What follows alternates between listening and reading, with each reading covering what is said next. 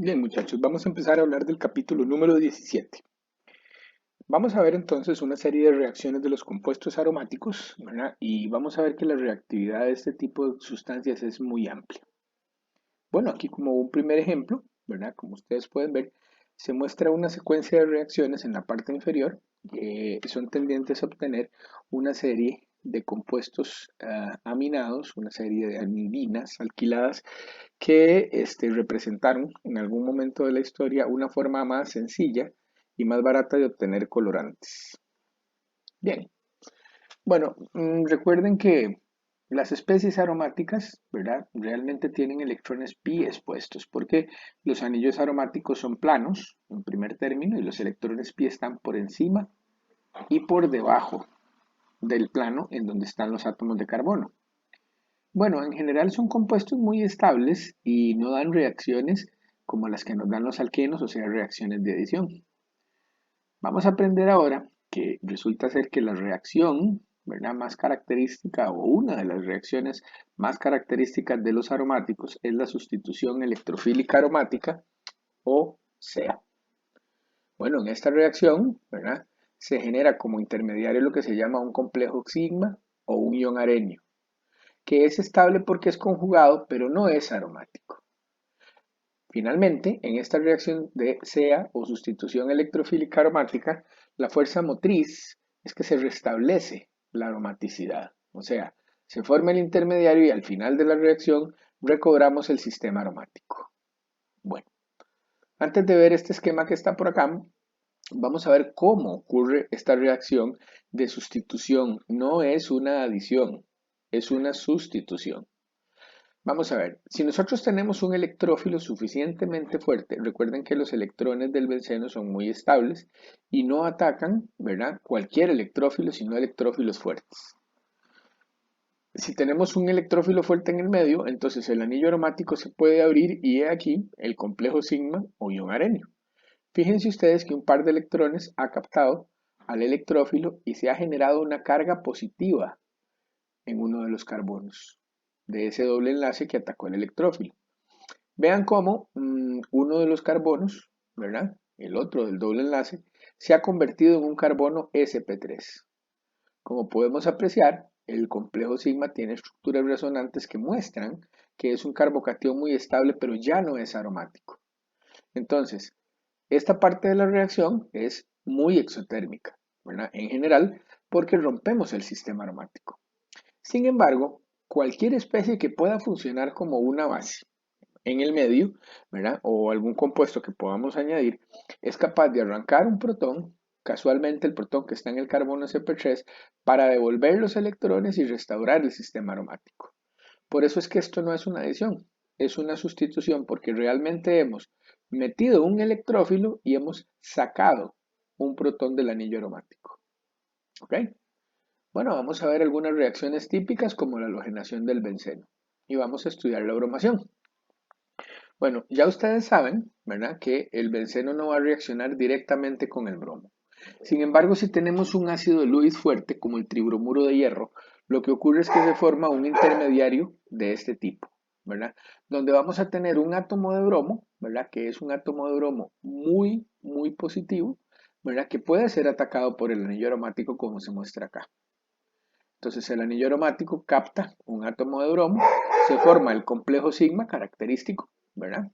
Fíjense que aquí está el carbono, sp3, y en un paso siguiente, ¿verdad? Esta especie, ¿verdad?, que no tiene ninguna cara de base, ¿verdad?, pero que funciona como base, es capaz de remover este protón para que se restaure la aromaticidad.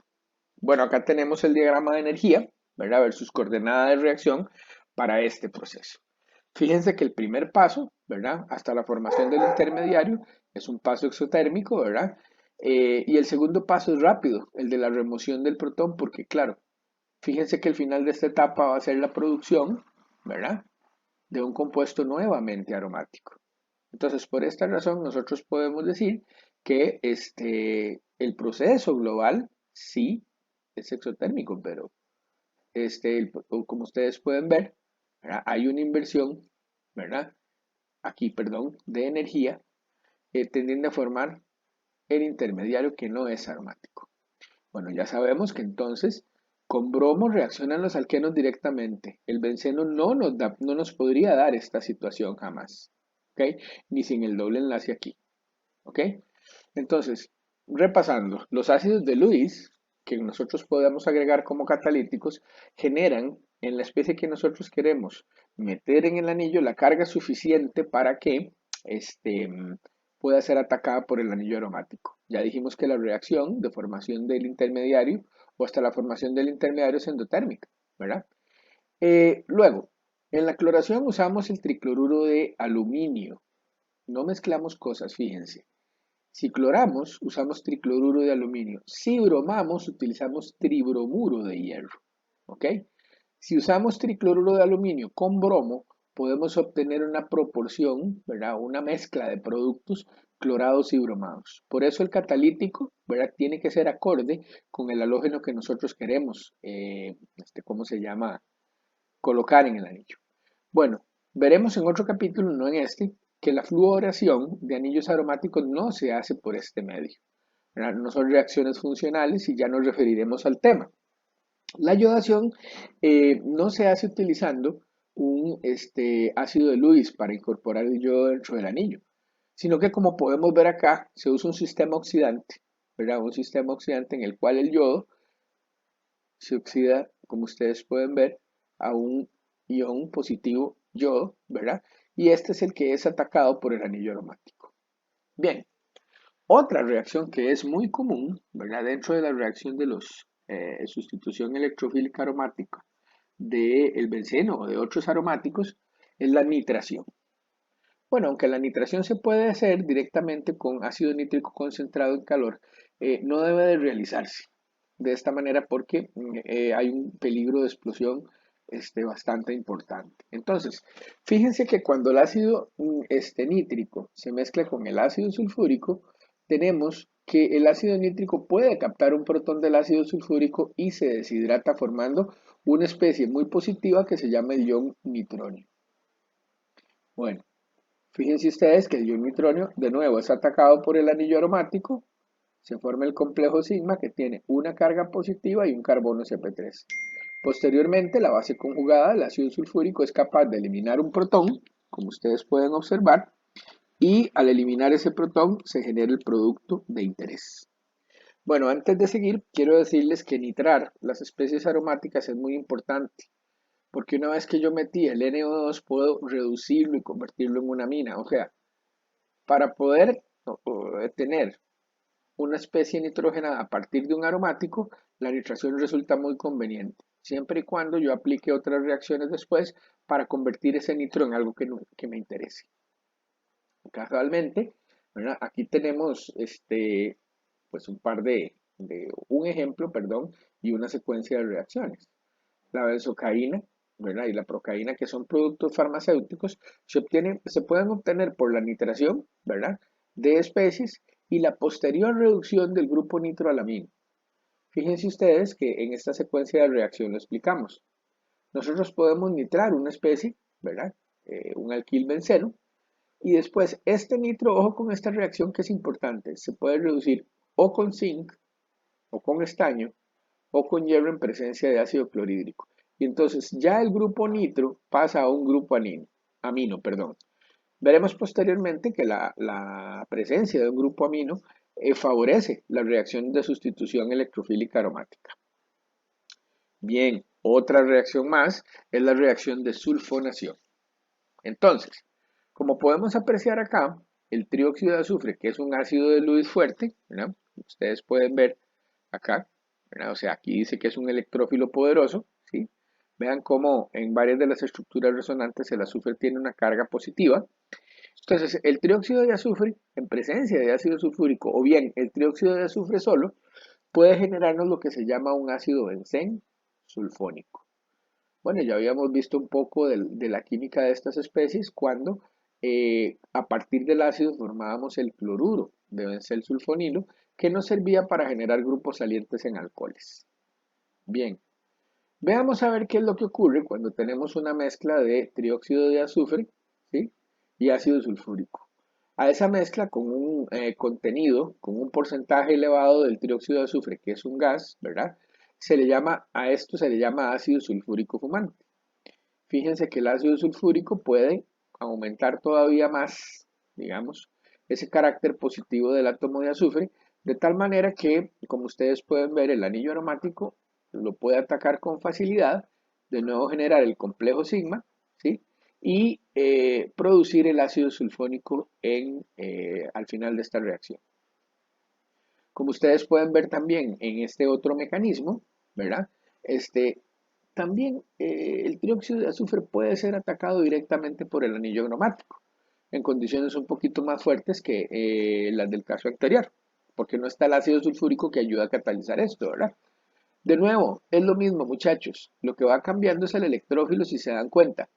Pero yo tengo aquí el mismo complejo sigma que va a perder un protón del carbono sp3 para generar, en este caso, un anión benzensulfonato que puede después convertirse en el ácido por tratamiento con el mismo ácido sulfúrico. Bien, entonces, fíjense en esta secuencia. Yo puedo sulfonar una especie y generar el anión, ¿verdad? Con base. Resulta ser que esta especie, siempre y cuando R sea una cadena alquílica de cierto tamaño, larga, es lo que nosotros conocemos como un detergente. Entonces, esta química ha sido importante, ¿verdad? Desde siempre, para poder generar una serie o una gama de detergentes. Bueno, algo muy importante que tiene esta reacción de sulfonación, a diferencia de las halogenaciones y de las nitraciones que vimos anteriormente, es que es un proceso reversible. ¿Ok? Entonces ya veremos por qué, pero en principio, si yo tengo el ácido sulfónico y lo caliento con agua, entonces como la reacción es reversible, vuelvo a obtener el aromático libre y el ácido sulfúrico. Como ustedes pueden ver acá abajo, el mecanismo, ¿verdad? Según el cual se revierte la reacción de sulfonación es el inverso, ¿verdad? Al de la reacción de sulfonación misma. Vemos acá cómo se puede perder, ¿verdad?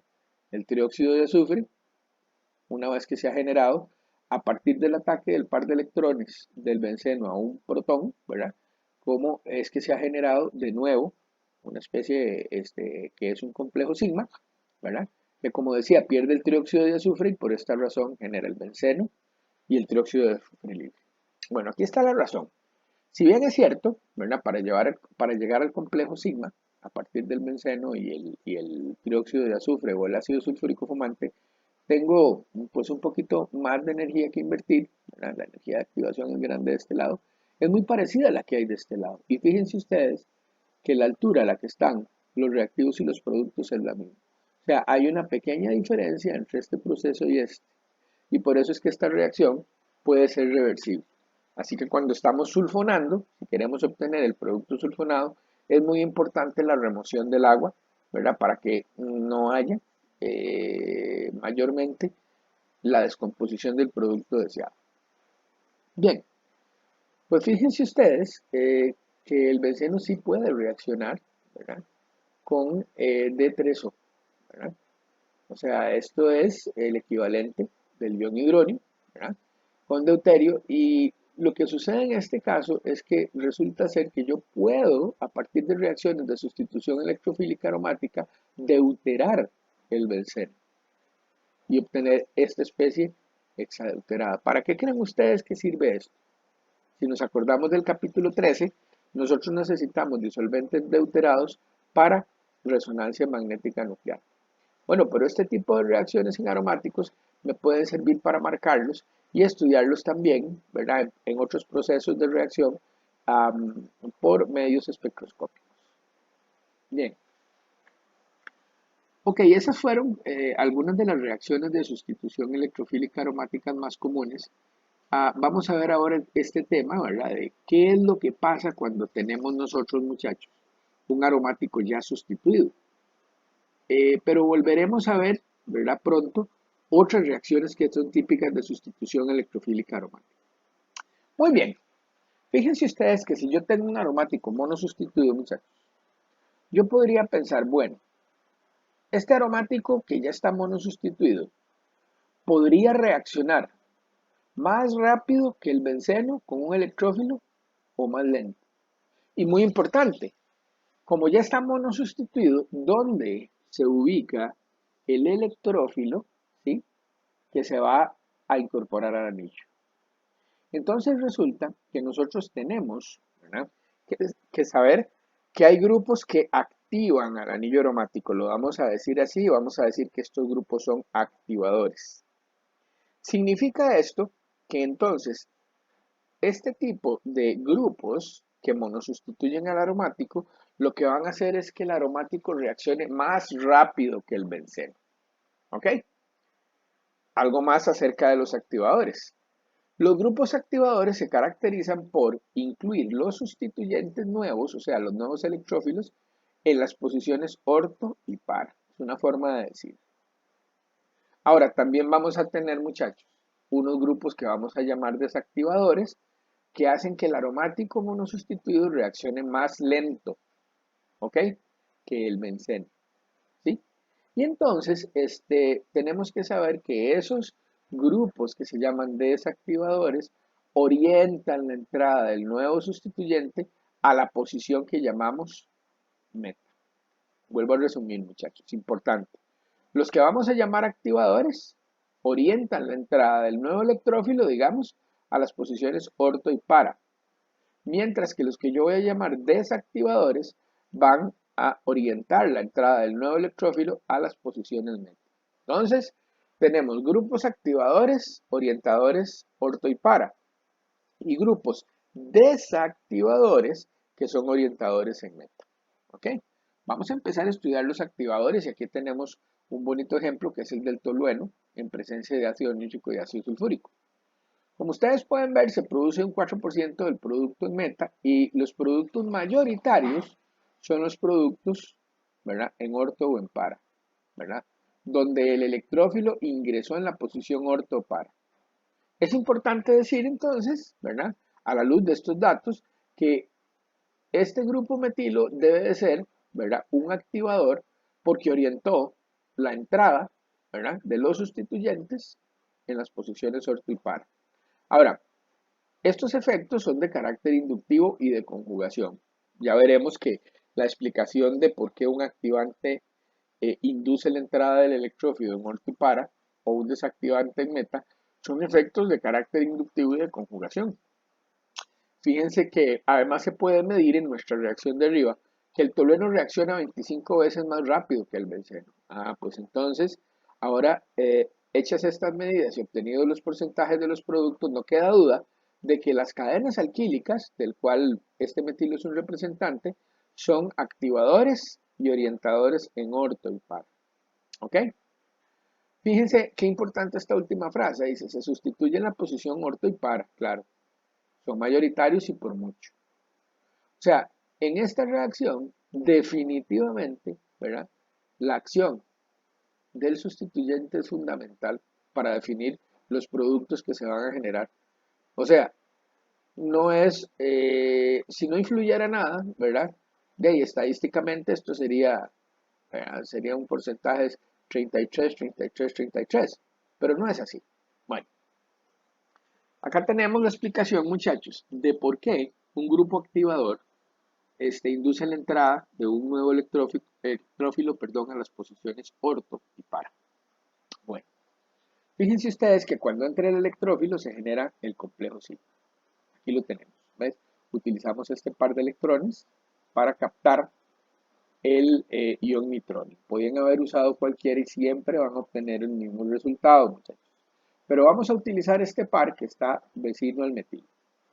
Fíjense que la carga positiva en este caso me queda en un carbono que no solo es terciario, sino que tiene un grupo que es este metilo, muchachos, que es un inductor o donador de carga. Recuerden que los grupos alquilo, por hiperconjugación, donan carga, ¿verdad?, a posiciones deficientes en electrones. Entonces, esta estructura de complejo sigma es muy estable.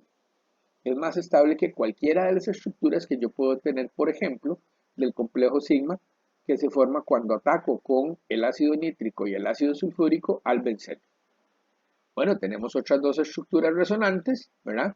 Y entonces vemos que tenemos una que es muy estable. O sea, este complejo sigma ya es un complejo más estable que el del benceno, repetido. Ahora, fíjense que cuando pienso en la posición para, vuelvo a tener una estructura resonante, muchachos. en la cual tengo lo mismo. O sea, el carbocatión que es terciario, muchachos, y está en una posición donde hay un grupo que le dona carga. O sea, que hace esta carga positiva más pequeña. ¿Qué es lo que pasa si el grupo o si el electrófilo entrara en la posición meta como ustedes pueden ver acá? No tengo ninguna estructura, ¿verdad? En la cual tengo un carbocatión de tipo terciario, todos son secundarios. Esto se parece más, ¿verdad?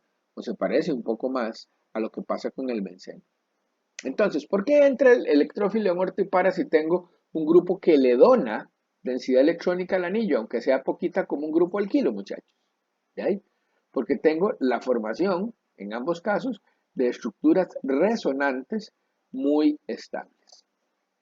Acá lo que tenemos, como ustedes pueden ver, es el diagrama de energía para la formación de los diferentes complejos sigma. Vean que el más estable de todos, o los complejos más estables de todos, son los que se forman en la posición, o sea, cuando el sustituyente entra en la posición para y cuando el sustituyente electrofílico entra en la posición por. ¿Ok? Mientras que el del benceno y el de la posición meta son menos estables y más parecidos. Bueno, aquí lo que tenemos es otro ejemplo, ¿verdad? Con un grupo distinto, pero que también es un activador por ser un grupo alquilo. El orto en 38, ¿verdad? Y el para en 62. Bueno, y ustedes me dirán, ¿por qué este 38 y por qué este 62? Ya este no lo contamos porque es menos del 1%. Claro, porque el bromo es grande. Y aquí hay una cadena alquílica que tiene libertad de movimiento. Entonces, el efecto estérico va a ser que, aunque está favorecido, el producto, ¿verdad? Donde el bromo ingresa en orto se obtenga en menor porcentaje que el producto donde el bromo ingresa en la posición para menos impedida. Bueno, muy bien. Hay grupos que son activantes más fuertes que los grupos alquilo. ¿Por qué? Porque resulta que, por ejemplo, un grupo alcoxilo, ¿verdad? Donde el oxígeno tiene dos pares de electrones libres, puede tener estructuras resonantes como estas, ustedes saben. O sea que un par de electrones de acá, estos pueden venir hacia acá. Ahora, si tengo un sistema aromático y un grupo alcoxilo como este, muchachos, yo sé que aunque el oxígeno es electronegativo, y él va a querer donarle la carga al anillo por dos razones. En primer término, porque el oxígeno tiene un tamaño muy parecido al carbono.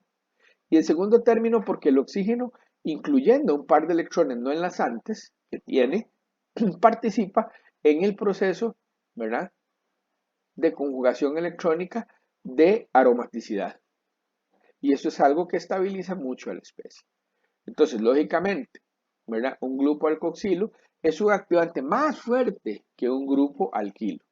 De nuevo, vemos que los porcentajes de los productos cuando el electrófilo ingresa en orto y en para son realmente muy superiores a cuando el electrófilo ingresa en la posición meta.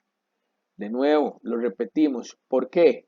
Porque el grupo alcoxilo, en este caso un metoxilo, tiene un par de electrones, ¿verdad?, que van a reforzar electrónicamente las posiciones orto y para, ¿verdad? Y que además, muchachos, en algún momento puede descansar una carga positiva aquí, siendo muy estable porque el oxígeno va a formar con él, ¿verdad?, un ion oxónico. Vamos a ver las estructuras resonantes para tener esto más claro. De nuevo, si tengo un par de electrones que capturan el nitro, muchachos, se forma el complejo sigma. Ahora, fíjense que esta estructura es la estructura, como ya habíamos visto anteriormente en la orgánica 1 y ahora en lo que llevamos visto, los iones oxonios son muy estables. ¿Ok? Porque en este caso, la carga positiva está sobre el oxígeno, ¿verdad? Pero es un sistema completamente conjugado. Como ustedes pueden observar, aquí hay una estructura especialmente estable y si se dan cuenta hay 1, 2, 3, 4 estructuras resonantes diferentes. De nuevo, en el meta no tengo la formación de ningún ion oxonio y solo tengo 3 estructuras resonantes, ¿verdad? En el compuesto en el cual el nitro se ha metido en la posición meta. ¿Qué pasa en el para? En el para volvemos a tener, ¿verdad?, en el producto para sustituido. Después, en el para volvemos a tener, como ustedes pueden observar, muchachos, una estructura especialmente estable y no solo eso, 4 estructuras resonantes que son diferentes. Se dice por eso que el metoxilo es un donador por resonancia o un donador pi. Bueno, fíjense ustedes que el grupo metoxilo tiene un poder activante tan grande, ¿verdad? Que es muy difícil, ¿verdad?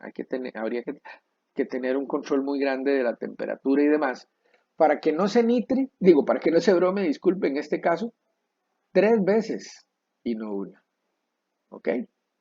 O sea, esta reacción procede con bastante sencillez y es porque este es un activador que no es como el metilo o el etilo, es un activador que es muy poderoso.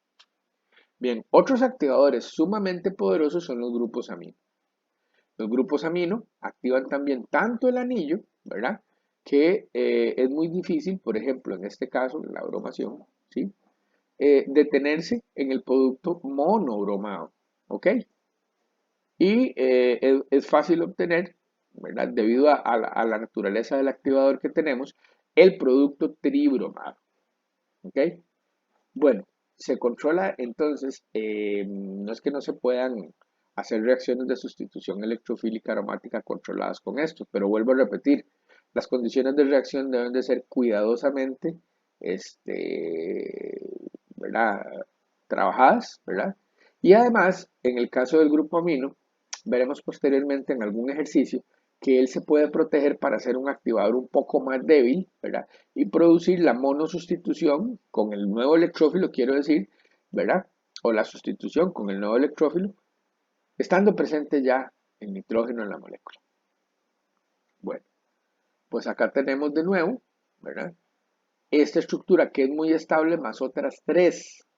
Entonces, de nuevo, en orto y para, ¿ok? En orto y en para, cuando tengo un grupo amino, es donde se meten los sustituyentes. ¿Por qué? Porque el amino, igual que el metoxilo, es un activador pi, ¿ok? Es un activador muy potente. Bueno, fíjense ustedes que aquí lo decimos, el metoxilo y el amino tienen tamaños similares al carbón. Y como tienen electrones libres, esos electrones libres, muchachos, van a entrar, muchachos, al anillo aromático. Ok, aquí tenemos una serie de grupos, ¿verdad? Que funcionan como activadores. Este es el más fuerte, que es un oxígeno, bueno, el de un fenóxido, ¿verdad?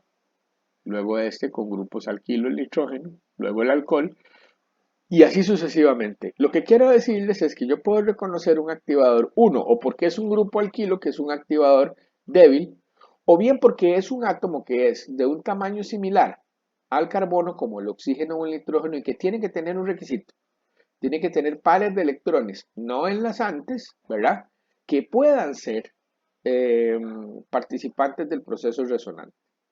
Bueno, acá lo tenemos entonces, muchachos, en compuestos específicos. ¿Ok?